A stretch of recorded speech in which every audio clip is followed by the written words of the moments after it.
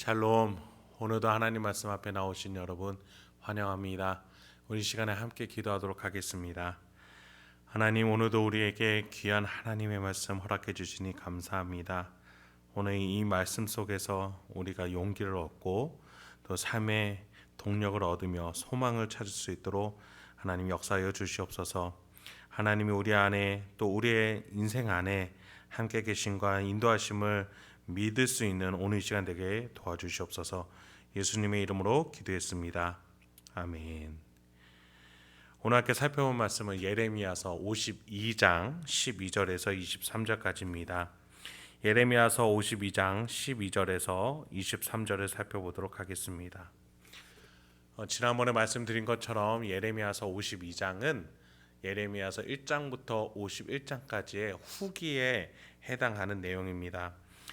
예언이 어떻게 성취되었는지를 말해줌으로써 하나님의 예언이 진실이었음을, 진리였음을, 하나님이 참 신이었음을 확증해주는 장이라고 할 수 있겠습니다. 그 중에서 오늘은 성전이 파괴되는 부분에 대해서 기록되어 있습니다. 그런데 그 내용이 마치 성전을 지을 때 기록되었던 출애굽기만큼 세세하게 어떻게 파괴되었는지를 말해주고 있습니다.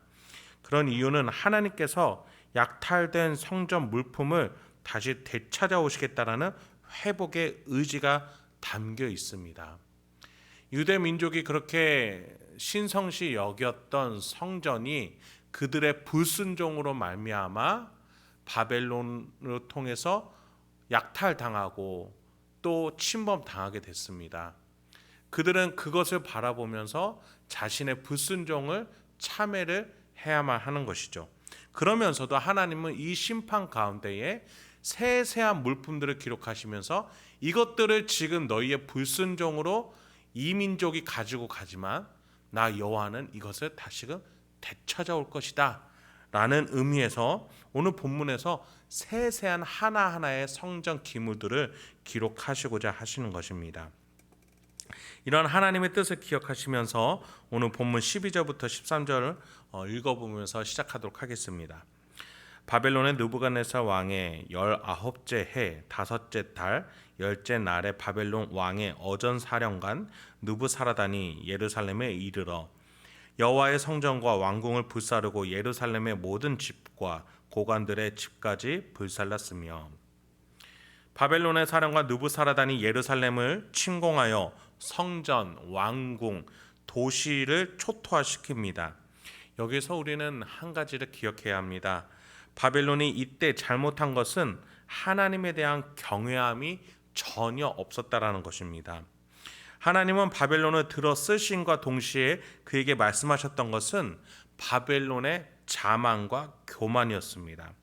하나님은 이렇게 이중적으로 신비하게 일을 하십니다. 우리에게 축복을 주시고 세워주시는 것 같지만 그것은 동시에 우리에게 고민할 거리, 영적으로 기도 제목 거리가 되기도 합니다. 마치 아브라함에게 이삭이 그랬던 것처럼요. 아브라함에게는 이삭은 축복이었습니다. 정말 노년에 100세 얻은 아들임과 동시에 하나님은 그 아브라함에게 이삭을 바치라는 시험을 주십니다. 그 과정을 통해서 아브라함은 하나님을 가장 우선시해야 된다라는 그러한 믿음의 확신을 얻게 됩니다. 우리가 하나님께 받은 축복, 그것은 동시에 우리가 하나님을 더욱더 경외해야 된다라는 시험 과정, 단련의 과정이 된 듯이 바벨론은 세워짐과 동시에 하나님을 경외했습니다. 그러나 그들은 하나님의 백성을 심판하는 도구로 들려 올려졌지만 그들은 거기서 더 겸손하고 하나님을 경외하지 않고 오히려 자만하고 교만해졌었습니다. 그 절정이 바로 성전을 대하는 자세에서 나옵니다. 즉 파괴하고 약탈함으로써 그들의 자만과 교만이 드러나고 만 것이죠. 실제로 그들은 여호와의 성전 기물들을 약탈하여 자기 신들의 신당에 두었다라고 성경은 기록해주고 있습니다. 즉 자신의 신이 여호와의 신을 이겼다고, 자신이 섬기는 바알, 벨, 풍요의 신이 언약의 생명의 신인 여호와를 이겼다라고 생각했고 바벨론이야말로 신이 선택한 귀한 민족임을, 그래서 자신의 민족이 세계를 통치해야 된다라는 교만과 자만을 드러냈던 것입니다. 우리는 이런 바벨론을 바라보면서 하나님이 나에게 주신 것이 축복인과 동시에 그것을 통해서 나의 교만함과 자만함이 드러나지 않고 하나님을 향한 경외함이 드러나야 함을 기억해야겠습니다. 계속해서 14, 16절을 읽어보도록 하겠습니다. 사령관에 따르는 갈대아 사람의 모든 군대가 예루살렘 사면 성벽을 헐었더라. 사령관 느부사라단이 백성 중 가난한 자와 성중에 남아있는 백성과 바벨론 왕에게 항복한 자와 무리의 남은 자를 사로잡아 갔고, 가난한 백성은 남겨두어 포도원을 관리하는 자와 농부가 되게 하였더라. 하나님의 예언은 성취되었습니다. 이번에는 유대인 관점에서 살펴보죠. 하나님은 예레미야를 통해 계속해서 여호와를 향한 신앙과 관계를 회복하지 않으며 멸망당할 것임을, 온 성이 무너질 것임을 예언해 오셨죠. 경고를 해 오셨습니다. 하나님과의 관계 회복이 가장 급선무라고 말이죠. 그러나 그들은 하나님의 말씀을 받아들이지 않고 바벨론에 붙었다가 애굽에 붙었다, 세상 우상에게 붙었다, 재물과 자신의 힘을 의지했다가 이렇게 오가면서 하나님과의 관계는 점점 더 피상적으로 가지고 갔습니다. 결국에는 바벨론에게 멸망당하고야 말았습니다. 그들이 의지했던 모든 것들은 물거품이 되고 말았죠. 예레미야서를 읽는 유대인들은 이 부분에서 하나님과의 관계의 중요함과 절실함을 포로기 동안 느끼게 될 것입니다. 그들은 하나님의 선택된 민족이었지만 결국 항복한 자가 되었고 사로잡힌 자가 되었고 바벨론의 포도원을 관리하는 농부로 전락하게 되었습니다. 하나님의 유업에 있는 자가 바벨론의 하수인이 된 것입니다. 하나님의 자녀가 죄의 종이 된다면 얼마나 이것이 통탄할 일입니까? 우리도 마찬가지입니다. 우리는 항시 하나님을 향한 겸손함과 경외함을 가지고 그 언약을 기억하며 유다 민족처럼 되어서는 안 되겠습니다. 계속 이어서 17절부터 19절까지 살펴보도록 하겠습니다. 갈대아 사람은 또 여호와의 성전의 두 놋기둥과 받침들과 여호와의 성전의 놋 대야를 깨뜨려 그 놋을 바벨론으로 가져갔고, 가마들과 부삽들과 부집게들과 주발들과 숟가락들과 섬길 때에 쓰는 모든 놋그릇을 다 가져갔고, 사령관은 잔들과 화로들과 주발들과 솥들과 촛대들과 숟가락들과 바리들 곧 금으로 만든 물건의 금과 은으로 만든 물건의 은을 가져갔더라. 바벨론은 여호와의 성전 기물들을 어떻게 대했습니까? 깨트려 다 가지고 갔습니다. 그들에게 그것은 단순한 노략물이었습니다. 전리품이었습니다. 금과 은 물건이었을 뿐이지 하나님을 향한 성전 기물이라는 의식은 전혀 없었던 겁니다.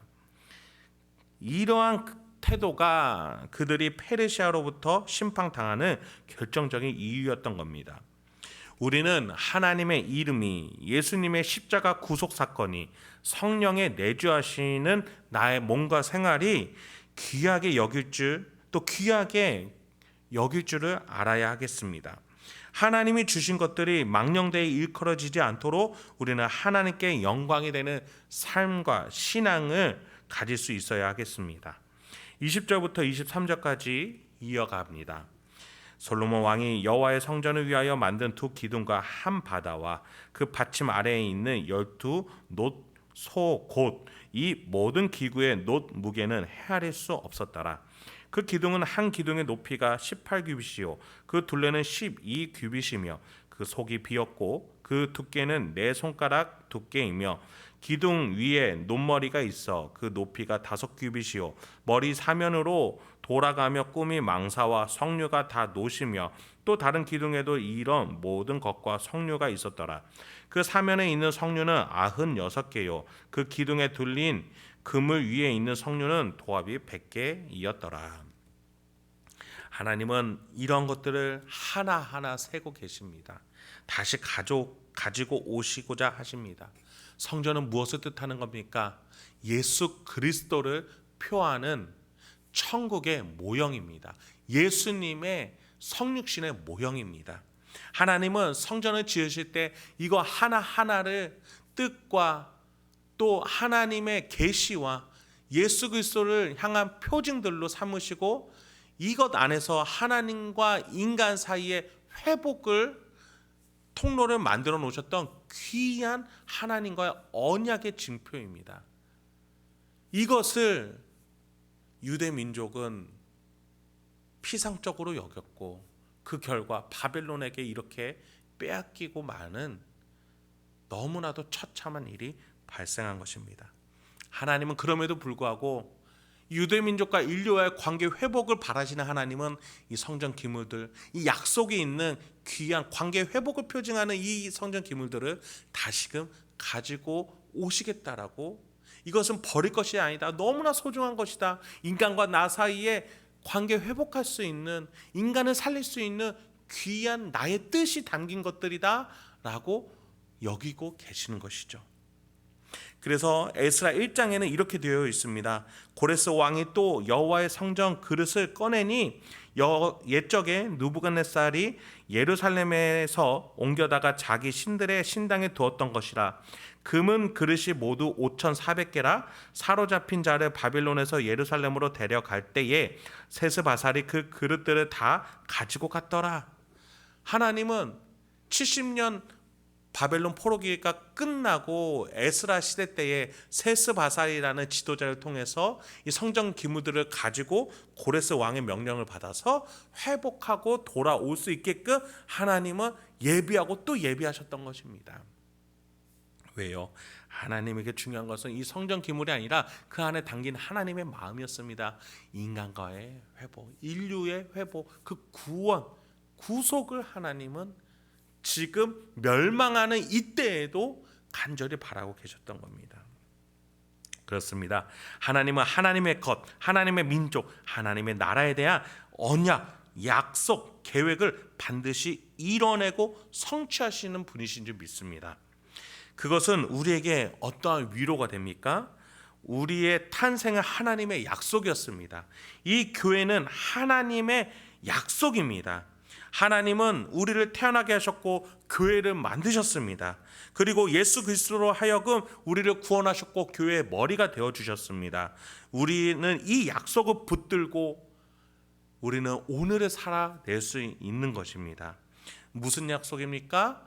예수 그리스도께서 우리를 구속하셨으니 다시금 이 땅에 왕으로 오셔서 우리를, 이 교회를 한 몸으로서 한 지체로서 묶어내셔서 천국으로 들러 올리게끔, 그래서 구원하실 수 있게끔, 그래서 의롭다 칭찬하시게끔, 그래서 왕노릇하는 자로서 인류를 끌어가시고자 하신다는 약속이었습니다. 이것을 믿는 자들은, 이 예수 그리스도와 함께한 자들은 반드시 그 약속이 성취될 줄로 믿습니다. 그래서 우리는 이 약속을 믿으며 회복할 날을 그릴 수가 있는 것이지요. 유다 자손이 회복될 성전 기물처럼 자신들이 예루살렘으로 회복될 것을 기대하는 것처럼 우리의 인생도 하나님의 나라로 회복될 그날을 고대하면서 오늘을 살아갈 수 있는 겁니다. 오늘 이 말씀을 통해서 저와 여러분 이번 한 주 동안 또 이번 연말 동안 하나님께 더욱더 가까이 나가며 한 해를 잘 정리할 수 있는 저와 여러분 되길 소망합니다. 함께 기도하도록 하겠습니다. 하나님, 오늘도 우리에게 귀한 오늘 이 시간 말씀 허락해 주셔서 감사합니다. 하나님, 우리의 상황과 여건으로 힘들고 어렵고 기도 제목이 많지만 우리 안에 약속하시고 회복을 명하시는 하나님을 바라보며 오늘 현실적인 문제들을 잘 이겨나가고 덕스럽게 질서 있게 은혜롭게 사랑과 진리와 덕으로 잘 오늘 하루도 이번 한 주도 보낼 수 있도록 주여 인도하여 주시옵소서. 여전히 우리 가운데 문제는 해결되지 않더라도 내 안에서 역사하고 계시고 이미 완성해 놓으신 하나님을 믿으며 우리가 그 하나님의 섭리 가운데, 예수님의 십자가 가운데, 성령의 내주하신 가운데 오늘 하루도 풍성하게 주님의 손을 붙잡고 살아갈 수 있도록 인도하여 주시옵소서. 이 모든 말씀 예수님의 이름으로 기도했습니다. 아멘.